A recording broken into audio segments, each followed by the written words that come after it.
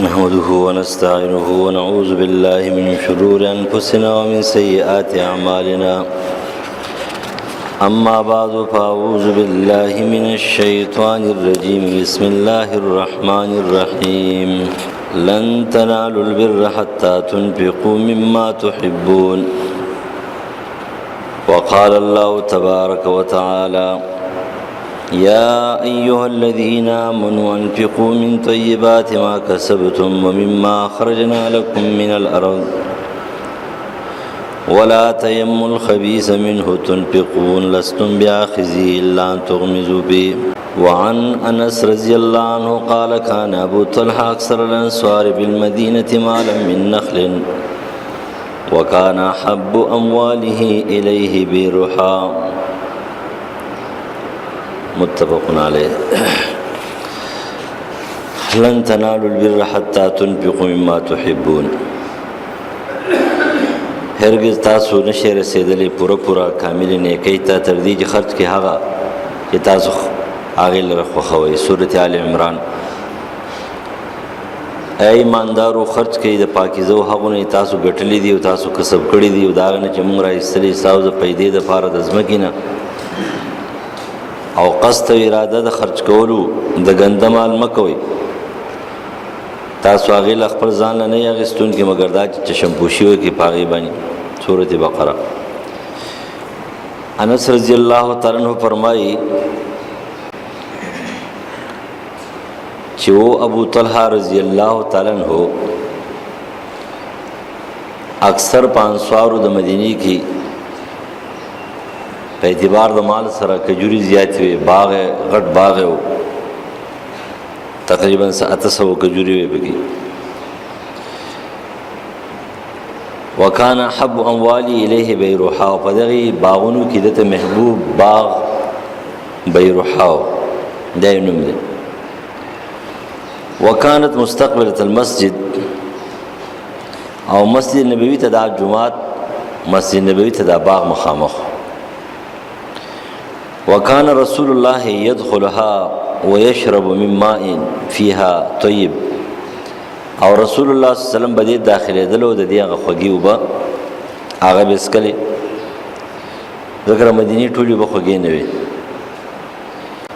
سو بخوږي وي سترخي وي سبا پکوي استعمال قابل بم پکې زین نه وي. قال انس رضی الله عنه فلما نزلت هذه الايه لن تنالوا البر حتى تنفقوا مما تحبون. انس ابن مالک رضی الله عنه فرمایي چې کله د سورۃ آل عمران آیت نمبر 92 نازل شو چې هرگز تاسو کامل ثواب کامل نیکی نشي حاصلولای تر څو پورې تاسو د الله د پاره او د الله په لار کې محبوب شی نه وي خرج کړي. نقام ابو طلحه الى رسول الله فقال يا رسول الله ان الله تعالى انزل عليك لن تنالوا البر حتى تنفقوا مما تحبون. نو ابو طلحه رضی الله عنه پاسیدلو و اے د الله رسول الله تعالی تاسو باندې د آیات کریمه نازل کړه دي چې هرگز تاسو کامل نیکی ته نشئ رسیدئ مگر دا چې تاسو محبوب شي خرج کړئ. وان حب مال الی بیروحا. او ما ته محبوب مال زما په مالونو کې بیروحا باغ دی. و ان صدقه لله تعالی. او دا باغ صدقه دی د الله لپاره. ارجو برها وزخرها عند الله تعالی. زما دا امید دی چې زه د الله په لار کې خرج کوم نو د دې د خیر او دا ذخیره شي عند الله. زما هم دغه امید دی. نو فضاها یا رسول الله حيث اراك الله. نو بس ته کې د استعمال کا تقسیم کا څنګه جتا ته الله خود لید. فقال رسول الله صلی الله علیه وسلم بخن ذلك مال رابح. ذلك مال رابح. کامیابی دا شاباس بخن د تبخیم د اعجاب د چا د خصيفت ته پاره چې ډېر خشاباس تا ډېر غټه خرچه وکړه. دا یو مال د کامیابی دی. وقد سمعت ما قلت واني ارى ان تجعل في الاقربين. زنت په خپل رشتہ دارانو کې تقسیم کا. فقال ابو طلحه افعل يا رسول الله. داسې بوکم. فقسمها ابو طلحه في اقاربه وبني عمه. نو هغه په خپل رشتہ دارانو باندې او د طرف زامنو باندې چې کوم غریبانو محتاج او پاوی تقسیم. ابی ابن کعب رضی الله عنه به کوم دی هغه وچره چې د یو رشتہ دار اتا ته کجوري یا شپږ وا کجوري دا ورسېدلې او اته کجوري دا ډېر غټ یو فصل کوي، ډېر غټه کجوره کوي. دا صحیح بخاری مسلم نقل کړی. اصل خبره دار چې الله تعالی ته محبوب او جید شه د محبوب خوخي. یو واری نبی علیہ السلام امام ترمذی حدیث تراغه جمعه ترنه وتلو د جمعه په دروازه کې چا د کجوري یو لوی غنګوچ چې د انداز وړاند کړه دي، خو کجوري دا غي چې د ناغه وچی دی او بیکار دی. نبی علیہ السلام سره یو لخت ور سره ده د کجوري او چې کله رانه وته دې وکتل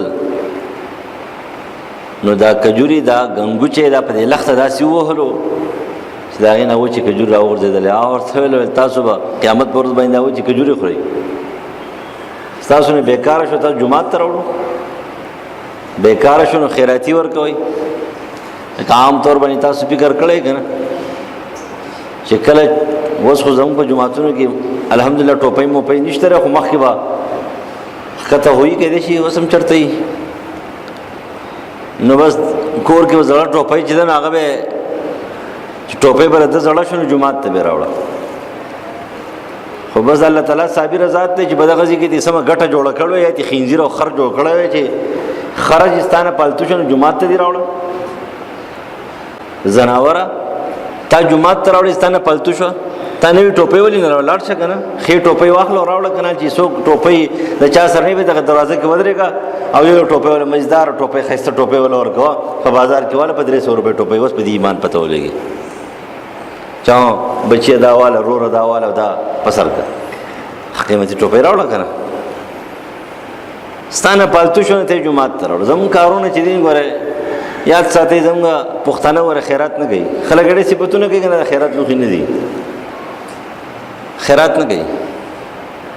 د جمعې په ورځ باندې دوی چې چنده ور کوي نو هغه پالتو بیکاره لوټ ور کوي چې مخکې به زما سره اوس خو دا باباجي سره چنده ور سره د خو چې مخکې زما سره چنده و نو ما به چرته چې شپږ میاشتې اووه میاشتې پس حساب کتاب وکړو نو د دنیا چې کومه د زاړه لوټونه چې هېڅ چا به نه اخېسته دا به مې را جمع کړه، چا به چا اخېستم نه.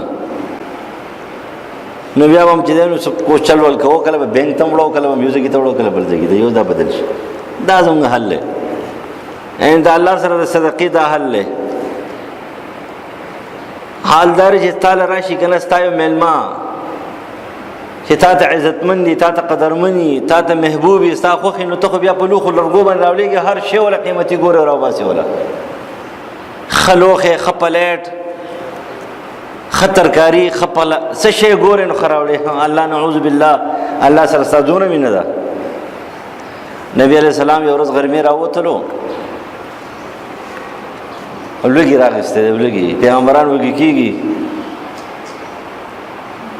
زموږ شیخ صاحب دی الله وبخښي هغه بولی د عوامو دا خیال دا مجان نه څه خوري نه څه څکي نه څه اغوندي نه څه ضرورت چې نه بیماري کې نه هېڅ هم نشته. د پیسو ضرورت هم تاسو ته دی، د جامو ضرورت هم تاسو ته دی، د ګاډي ضرورت هم تاسو ته دی، د کور د بنګلې ضرورت هم تاسو ته دی، خو لیکن ملا سړي ته د دې ضرورت نشته. نه به اکثر خندلی وی د خلکو دا خیال دی دا خلک نه څه خوري نه څه اغوندي نه څه څکي. وایي تپوس ته وکړئ چې ستا څومره تنخواه ده؟ وایي زما 2 لکه روپۍ تنخواه ده. جي زما به ګزاره نه کېږي. د جومات ته امام څومره تنخواه ده؟ 4,000 روپۍ تنخواه ده، به ګزاره کېږي. یاره چې دې کې برکت دی، څه برکت دی؟ دروغ ولې منافقه څه شي برکت دی؟ خو دغه غنم وړه دي یو ستا میاشت به بوجۍ کېږي او د هغه میاشت به بوجۍ کېږي، نو څه برکت شو؟ 1400 1500 باندې تعلیم درکوي او هغه هم ورکوي، برکت شو؟ برکت نه خو استغنا ده. بس قوت لا يموت ورته وایي بس تش چې کومه زندګي تیرې خو چاته چې دی نو هغې فریاد نه کوي. دا نه وایي جماعت څه نشته دی پتا باندې خو چې نه په ګټه کې دی 0.50 چې کومه دی نو دغه راشي کمې راشي ته بیا جاړې 0.50 چې 10 کارخانې که نه 9 کارخانو ګټه کړله او 10مې کارخانې د تېر شوي کال د ګټې سلمه حصہ کمې کړې، په ګټه کې سلمه حصہ کمې کړې دی، بیا جاړي فریاد کې مولوي صاحب وظیفه راکړه او پلانکې شی راکړه پلانکې شی مولوي صاحب دې الله ورنال کې یو الټه وظیفه ول ورکړي چې څه غرق شي ته له روغ وظیفه سره ورکړې. نه کارخانو 100% ګټه کړې ده. لسمې کارخانې چې کوم دي نو په سل پروسکنۍ ګټه کې سلم یې څه کمې کړې سلم یې څه چې پروس کړي 100 روپے ګټلې وسه کړي 99 وګټلې دي جاړي پر یاد کوي دا ملدل دي داخله. نو پیغمبرانم وږي کیږي، پیغمبرانم تږي کیږي، پیغمبرانم خپه کیږي، پیغمبرانم بیماریږي، پیغمبرانم پریشان کیږي. د سیمه یې ستاره زړه ده دا د غوښې نه جوړ او د مولا زړه چې کوم دی نه د ګټې نه جوړ دی دا اوس نه جوړ نه خپه کېږي ته خپه کېږه نه خپه کېږي ته بیماریږي او بیماریږي ته انسان هغه انسان دی ته وږی کېږه به وکېږي. پیغمبر هم وږی شو ډېر سخت لږې راغسته دی او بهر ته راووتلو غرمې ټایم دی چې راووتلو څه وکړو چېرته لاړ شو یعنې چېرته لاړ شو ډوډۍ نشته دی خوراک نشته کجوري نشته دی په اوبو خو کار نه کېږي درېیمه ورځ د اوبه سکون ورڅه نشته چې ګورې ابوبکر صدیق رضی الله عنه راووتو چې هغه وکتل څه چل دی یا رسول الله داسې وږی یم چې بس بالکل هغه خراب ده څومره ورځ څه نشته دا اتفاق دی چې ګورې حضرت عمر رضی الله عنه راووتلو نبی علیه السلام ورته داسې به وکړو چې هغه انصاري صحابي چې دی دا خواله زو غوږ به نه کوو چې به لاړ شو نو په خپله پېښې څه به راوړي درې واړه لاړه نبي علیه السلام ابوبکر عمر رضی الله عنهم سوچو کې کوم خلک دی هلتې لاړه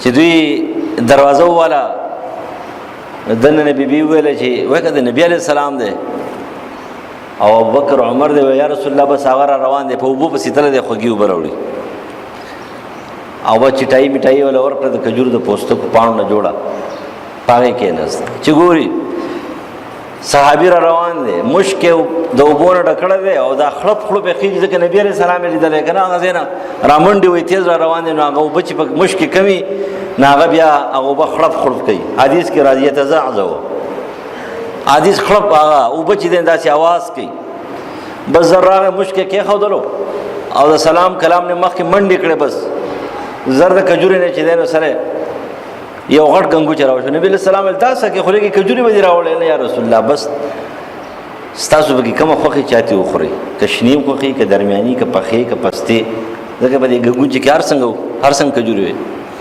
بیا یې چاړه راواخسته چې بیا یې منډه کړه نبي علیه السلام ورته الحلوب ګوره چېرته شودو والا بیزه حلاله نه کې هسې نه چې بیا بیزه دي یا ته مو حلاله کې او چې نن حلوب نه لرو یعنې هغه خلک وو اوس وګورئ که نه چې نبی علیه السلام سره مینه ده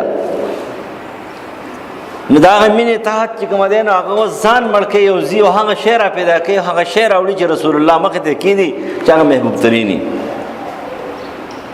نو د الله تعالی دپاره خو د رسول الله نه زیات محبوب ترین چې کوم دی خرچ کول پکار دی د الله په نوم باندې د هغې نه زیات محبوب ترین خرچ کول پکار دی مونږ چې دی نو د الله په نوم باندې د ټول نه بېکاره شی خرچ کوو بیکاره شي دا زموږ ایمان دی زموږ اعمال په دې کې خراب شي اول صدقات ته کوو بیا چې کله صدقات کوو نو یا ریاکاري تباه کی ختمه کی دکلاوا او سمعت تباه کی یا د جبی ضرر تباه کی من او ازاز باطن تباه کی او یا د الله په نوم باندې خشې نه خرج کوو یو خو یې سړي وس نشته دا هغه وس هم دغه ده نو دا خو هغه چې خپل وس مطابق خرج کوو نو دا د هغې سړي نه چې د هغه وس ډېر زیات دی د هغې نه اوچت دی دا خو د نیت خبره ده او د یو سړي وس هم شته او ښه شی هم ورسره شته او د الله په نوم باندې داسې یو شی استعمالوي او خرج کوي چا ډېر بېکاره وي دا د مؤمن صفت نه دی د صحابو صفت هم دا و چې دوی سخیانو مؤمن سړی به سخي وي ګورئ مؤمن سړی دا به سخي وي د دې رسول الله صلی الله علیه وسلم فرمایي سخي سړی چې دی د الله ته نږدې الله ته نږدې انسانانو ته نږدې جنت ته نږدې د جهنم نه لري د شیطان نه لري او کنجوس سړی د انسانانو نه لري د الله نه لري د جنت نه لري جهنم ته نږدې د شیطان نږدې شیطان ورور په صحابو کې پیغمبرانو کې کنجوس نه تیر شوی 1,40,000 پیغمبران تیر شوي دي خو کنجوسان پکې نه وو کنجوسان پکې نه وو دا سلفو د سخاوتونو ذکر چې وګوره حیران بشي. سخاوت چې کوم دی دا په مؤمنانو کې د ایمان صفت ده. یو تابع تیر شوی دی علامه ذهبي په خپل کتاب کې نقل کوي سیر اعلام النبلاء. لیث نوم دی، لیث ابن سعد دا تابعی دی. جماعت کې ناست دی او ډېر لوی امام دی، محدث دی او ډېر ښه لوی مالدار دی. یو بوډۍ ابۍ راغله جماعت په دروازه کې ودرېدله، نو چې دول ده نو ورته ویل چې ښه ابۍ خیر دی، او ورته ویل چې بچیا زما زوی ناجوړه دی. او طبیب چې کوم دی نو هغه وایي د دې علاج صرف په شهدو کې دی، یوه پیاله شهد به پرې خوري، چې دا وخوري انشاءالله دا به ټیک شي. پخواني طبیبان چې وو هغه هم طبیبانو هم حکیمانو او هم چې کوم دی روحاني معالجینو، علاج به کو روحاني دم به کولو، روحانیت وبګي. بعضی کارونه چې دا روحانیت غواړي، روحانیت یو خو د سحر د جادو د منتر په زور باندې چل کول دا غي د پاره خباست پکار دی، هغه وی خبيث ګندا پلید هغه وی.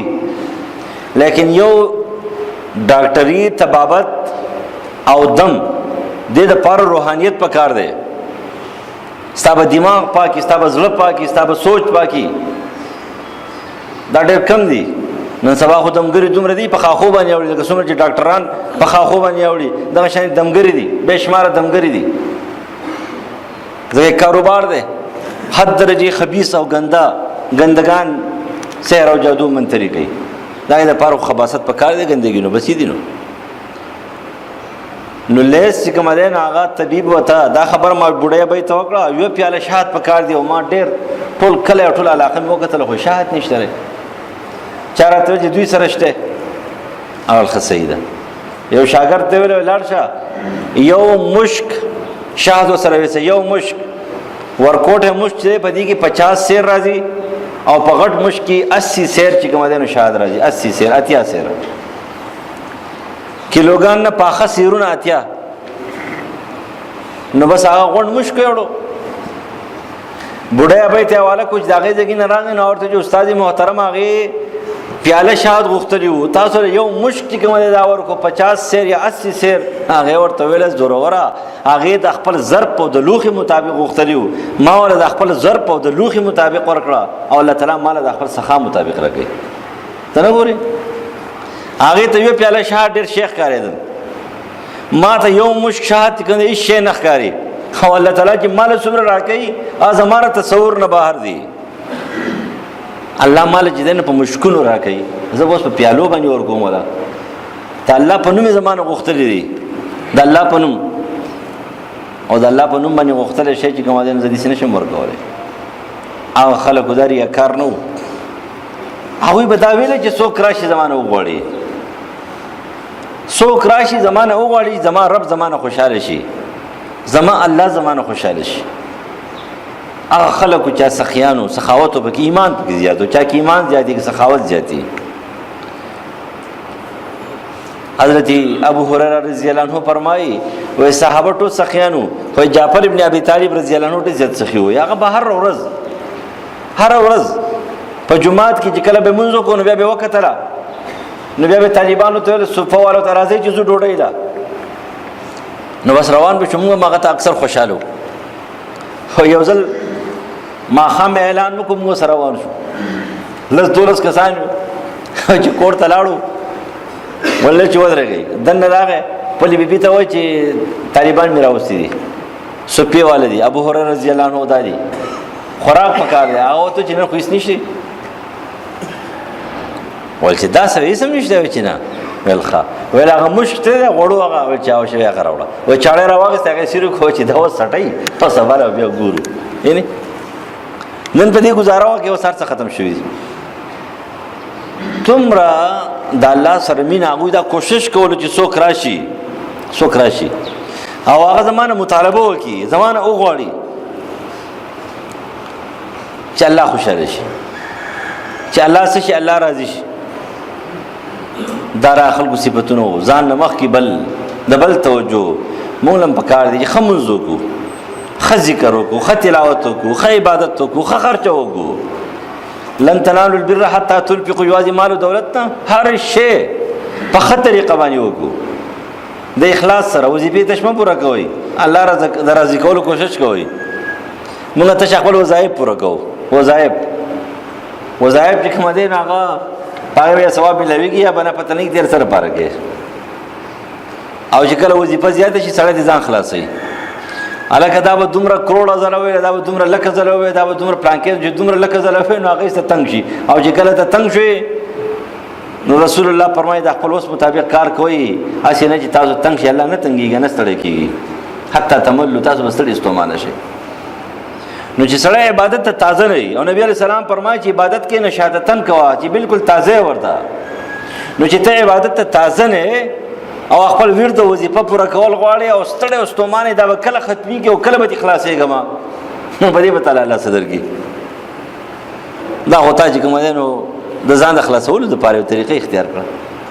بیا بس چې کوي تسبیح واړي دا ټراره خېږي او چې تاسو چې کوي بس لګي یاره کدا ته څه کې څه پیخېږي ته سبحان الله الحمدلله به نه تسبیح چې کوي نو داسې اسی اړه یو بس دا یو غلظای جوړ کړی. هغه پښتو دا شاعر خبره په تسبیح باندې بکرله پرله جوړ کی ته چې باخور ولا ټټوان دي په دې خو کار نه کیږي. توجه سره سبحان الله سبحان الله سبحان الله دي جوایا ستاسو زر سبحان الله نه دا یو سبحان الله خدای چې دا یو زره په توجه سره وي چې ته دي غافل ته دي خبر نه. اصل خبر اندار چې دا الله د پاره هر څه کول پکار دي. خو مؤمن سره به کنجوس نه وي، مؤمن سره به سخی وي. خالد ابن ولید رضی الله عنه پلارو کنجوسانو مشرو او خدا غزوه چې کله مسلمان شو نو په سخاوت کې دومره حد چې غون مال د مدینې نه چې کله تلو نو هغه غون جیداد چې کوم دی غون مال دا په یو اوخ باندې بار کړی دی ټول مال. پلار څومره مالدارو، پلار دومره مالدار عبد الله ابن عباس رضی الله عنه فرمایي چې سالانه آمدن 1 کروڑ درهم 1 کروڑ درهم په یو روایت کې دینار راغلی 1 کروڑ درهم د سالانه آمدنو. د دې وجه نه د فخر او تکبر په غرور به ویلا چې انا ریحانه العرب، زه د عرب رازق یم، انا ریحانه العرب. کزنو مکنن عرب او تاسو بچ کین دولګي نمړ شي، زه تاسو رازق یم، چا به دغه نشو کوله. مال سره دولت سره او بچیو لس زامن یو روایت کې لس یو کې زیات ماغلی لس زامن ټول خالد ابن ولید په شان دي. دا زامن ور سره بګرځیدل. اب عربو ته ویل ابو جهل غوندي سړی به مخه ته خبره نشو کوله. اب ځان ریحانه العرب یم، خو لیکن سم کنجوسو د سود نه بغیر بل کار نه کو. کچاله معمولی شی ور کړه ډبل به ته غستو. او بل طرف ته دا غزوه د خالد ابن ولید رضی الله عنه چې د سخاوت نه پیورانه ده، هیڅ شی د ځان سره نه ساتو.